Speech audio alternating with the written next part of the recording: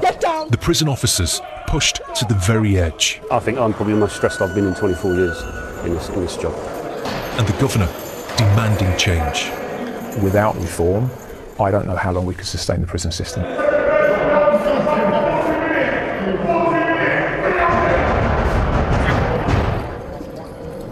Our prisons are changing.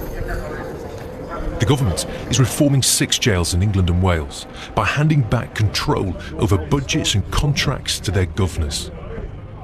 Wandsworth is one of them. We spent 6 months persuading the Ministry of Justice to allow us inside. This is what we found. Can you run? Can you run? B-Wing and Jennifer, a new recruit, and Steve, a Wandsworth veteran, face the first alarm of the day. Run! An inmate is refusing to go back to his cell. Neddy Lee. 20 years ago, he murdered a man in a fight. Get down! This is his 38th jail. He told us he was trapped in a cycle of violence.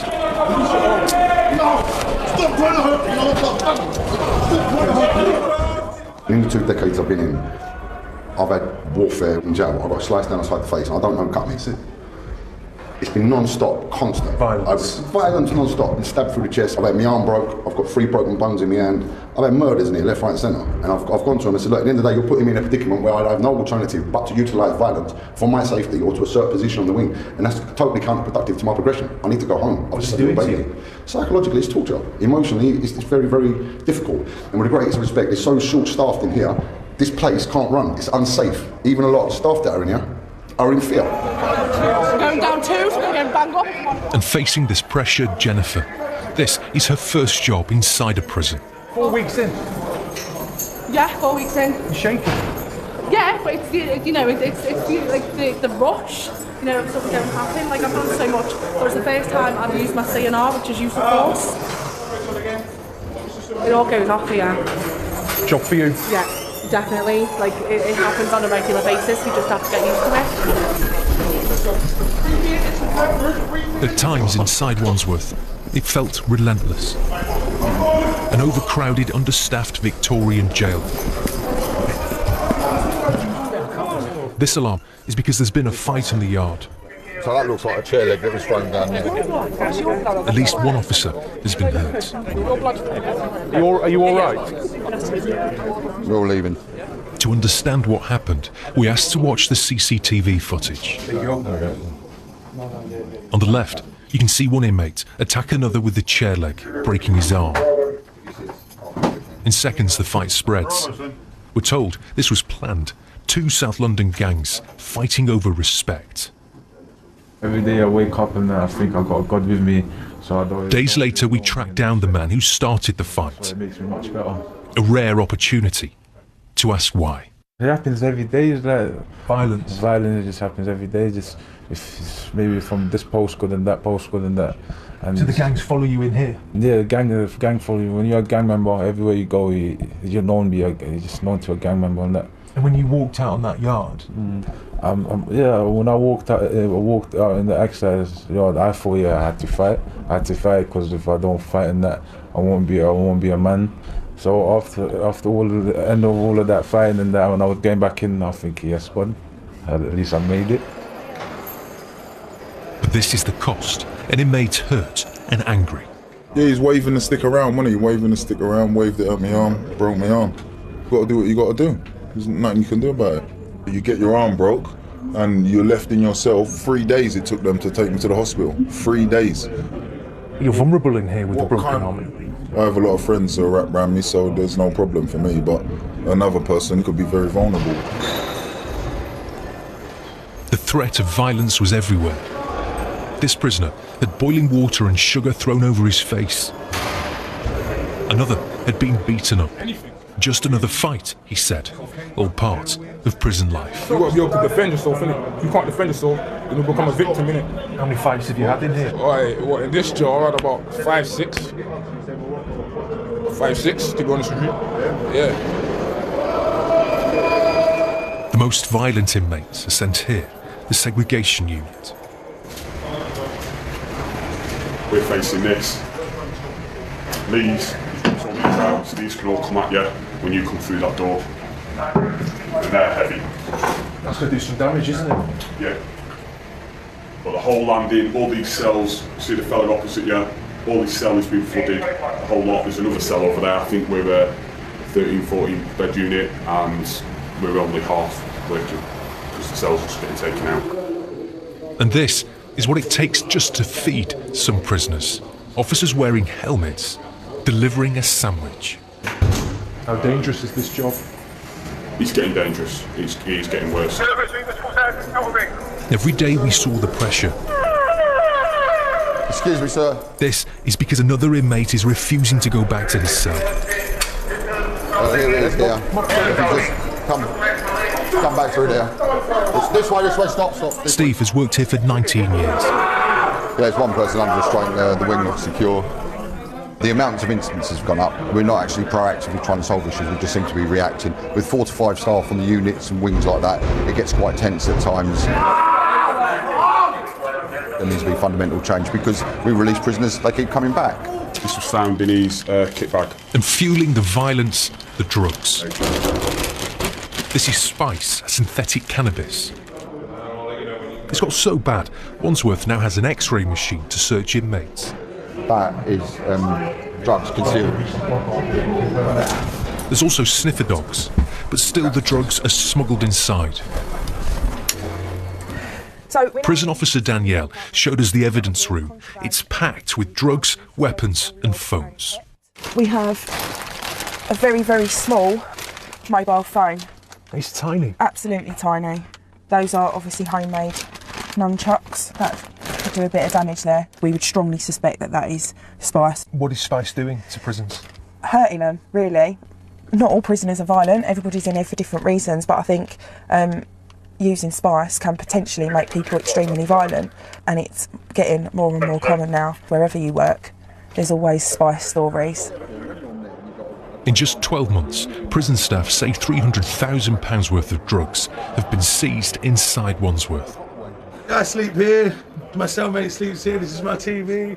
Ashley has just started his sentence. The canteen comes round every He says night. drugs are everywhere. Set, hear my tunes at night time when I'm relaxing and that. Same old. Yeah, this is it, this is my home, this is where I live. What drugs can you get in here?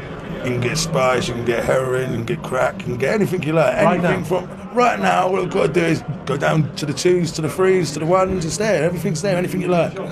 Is it easy to get cannabis? It is. Has prison made your addiction worse? Yeah, because I've been in for so long now. I've been in for nearly 8 years, so I get a lot stressed out. This is the drugs that's the problem. And being inside so long. How do you being pay? around so much people that smoke the stuff. That smell of cannabis is really the smell of cannabis. And most days we could smell cannabis. This was B-Wing. Yeah, it's overwhelming, especially up here. And then we see it. A group smoking below us, in full view.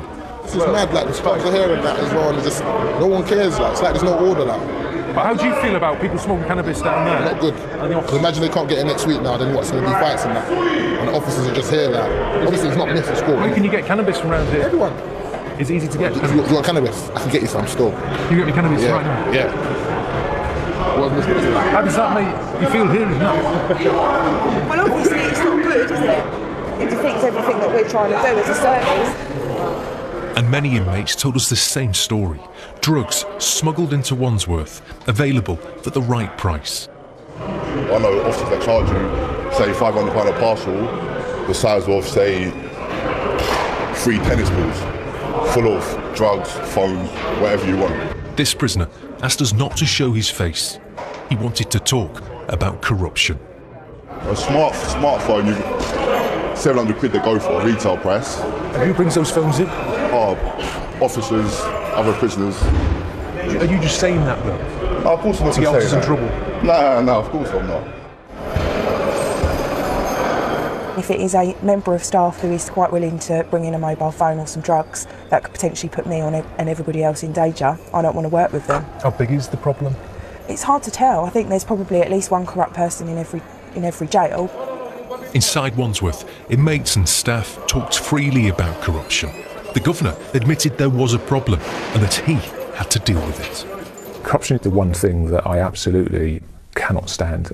And I think that's a very clear message from me, that one of the first things we would do with reform is to think very carefully about how do we deal with those issues of corruption and what do we do to tackle those staff bringing that drugs in, because that will deal with some of the issues that you've highlighted and that you've seen over the last week. But the corruption, drugs and violence are just part of the story.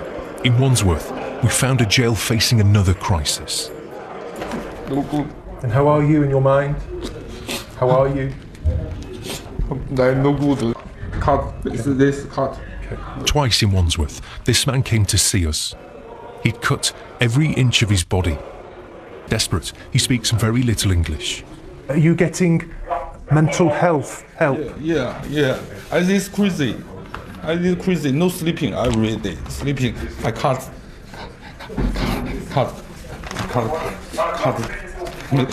me. And so many here are in crisis. This man jumped over the railings onto the netting.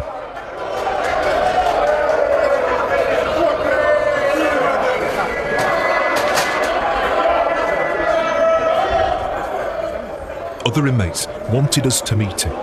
They said he shouldn't be in a jail. Severe mental health. Needs help. Who's this? The neglected Mowgli. Mowgli! Schizophrenic. Severely schizophrenic. Nuts. What's the matter with you? I want the job! Where do you want to be right now? I want to be Springfield! I want to be Springfield in Parkinson! Where do you want to be and what do you want? I need that health issues. Why did they tell me when I've handed in the paper already? Why do they keep telling me? Why do they keep telling me I'm on basic mental health? In Wandsworth, officers are constantly assessing prisoners. This cell. You sure? Here, an inmate has smashed up his cell. He's in distress. Nathan has self-harmed. He says his mental health is getting worse. This is my artwork. Okay. This is Romeo. You can see. Goes down there. If you can see down there, there's a bottle of tequila. Yes. There's also a very large gun there. You can see that. Yeah. Nice belt. So Romeo meets, and then love hearts. Okay. And if we go down here, you'll see Juliet. And if you look at the print of Juliet here, that's art. I've got personality disorder. I'm also signed off from the doctor for severe anxiety, and I only just received my medication yesterday. Being in prison with your needs, what does it do to you? Made myself up, basically. I sort of no other option other than to say, let me make a phone call, holding the razor blade to my arm like that, and then eventually the officer opened up the door. Are you asking for help from people? Yes, I am asking for help, but the service seems to be so slow. Not find a prisoner. For officers like Steve, the demand can be overwhelming. They say 85% of people that come into prison have mental health issues, be it personality disorders, or be it more like schizophrenics, bipolars, etc. What's the pressure like? If you can't look after vulnerable people, all right, in a safe environment, all right, people will get hurt and people will die. Do you think lives could be saved if there were more members of staff? Definitely. The amount of self-harm and self-inflicted deaths are on the increase. This inmate, a failed asylum seeker, talked about taking his life. He'd sewn his lips together and was on hunger strike. I think about this every day for kill myself. I go Friday start, I dry hunger strike. I don't drink water, don't eat nothing. Because here is many stress. No, 23-hour closed in cell.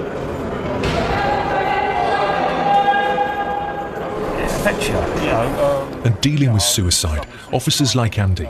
He says he can't forget the faces of prisoners who've taken their lives. It leaves a big impression because I can see probably 8 of the guys that I've dealt with, and I've dealt with more, but there's 8 specific guys, I can still see their faces. And some of those guys, one of those guys was back in 1994, that I happened to cut down. Another guy, it it was around about 96, and I can still see him. I can still see the grimace on his face. But how to cope with all the violence, self-harm and addiction when nearly half the inmates here are foreign and many can't speak English? Are you from Romania? Romania? So many Romanians, I'm from Romania. like Richard and Antonio Silvio, they say they've served their time but are waiting to be deported. 3 weeks ago. 3 weeks ago, we finished my punishment. Let me go home. Do you want to go back to Romania? Yes, I want to go back. I don't want to come back here never. I'm from Romania, but it doesn't matter where you're from. Human rights are human rights. Okay. This is my cell. I don't even have hot water, as you can see here. No kettles. There's no reason. Because in any way they're going to send me in Romania. So why they want to hold me more? Now we have to see how long have you. Some foreign prisoners take English lessons, but the majority don't. And with so many languages being spoken inside Wandsworth, the jail struggles to cope. It's hugely difficult. 30 or 40 different nationalities, 30 or 40 different languages, and they provide a huge challenge because there is lots of argument and debate about how much we engage those people into work or into education and how much energy we put into people that ultimately might not be here and be deported. It's clear there aren't enough prison officers to deal with the problems facing Wandsworth. Across England and Wales, the number of prison staff has fallen by more than 30% in the last 6 years. For new members of staff, these conditions are all they've ever known. Is it what you expected it to be? Yeah, well, what do you expect prison to be like? Prison is prison. Did you expect this? Yeah, I expected daily arguments, daily fights. I pulled out my baton for the first time yesterday. I cut down my first hanging prisoner 2 weeks into the job. You are going to be faced with a lot of realist things. You're going to be faced with shocks. But it's do you want to do this job? I came into this job to be able to rehabilitate certain prisoners. Can you do that? I think I can. We're told that most days Wandsworth operates 50 officers short of what's needed, and recruitment is a struggle. It doesn't take much for the jail to grind to a halt. There's been an incident that shut down A wing. They're trying to get the inmate out of here now, away from the wing. And as this is happening, that whole wing with hundreds of inmates is being locked down. It means that some days inmates are locked up for 23 hours with no rehabilitation. A lot of other jails, they get treated correctly. For some, it leads to resentment and frustration. They're out of their cell at least an hour a day. We don't get that. We're just here. We just get banged up. If all they say is, oh, lack of staff, we can't let you out. Like, it needs to change. Like, we're human beings as well. I don't know. I've known they put one on the restaurant. This prison has been Andy Toppin's life, but he says the job is harder now than ever before. You know, my wife worries that I'm not going to come home. If she could, she would have me out, out the job. And it's because I care. I want to make a difference. I believe my staff want to make a difference. We're struggling. We haven't got the staff. No, leave it. It's all right. Leave it. We're all right. What's happening to your mental health? I don't think people care. I don't think people care about what's happening to my mental health. But what is happening to your mental health? I think I'm probably the most stressed I've been in 24 years in this job. What's going to happen to you? If I'm like my colleagues, I'll retire and I'll die early. Andy desperately needs reform now. And many officers felt the same. Hospital. Let down and forgotten. Steve says he feels betrayed. Do you think you're appreciated? No, we're definitely not appreciated. You can tell that by the amount of cuts we've received. To actually have the strength to actually turn around and then deliver care to the person that spits in your face, and to continue with that, because at the end of the day it's about the society as a whole. If we treat the most undeserving with care and respect, that says a lot about our society. The BBC was invited here to hear these stories from inmates who one day will be released, and from a governor who believes that without reform, our jails will break.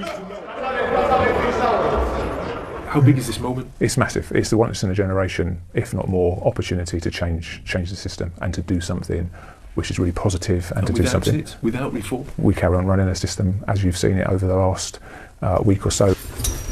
drugs coming in, mobile phones, violence being perpetuated, not having enough resources to be able to challenge some of that behaviour. Without it, we carry on doing the same old thing. We see the same faces coming through the system, we don't change people, and that's what we're about, that's what we want to do.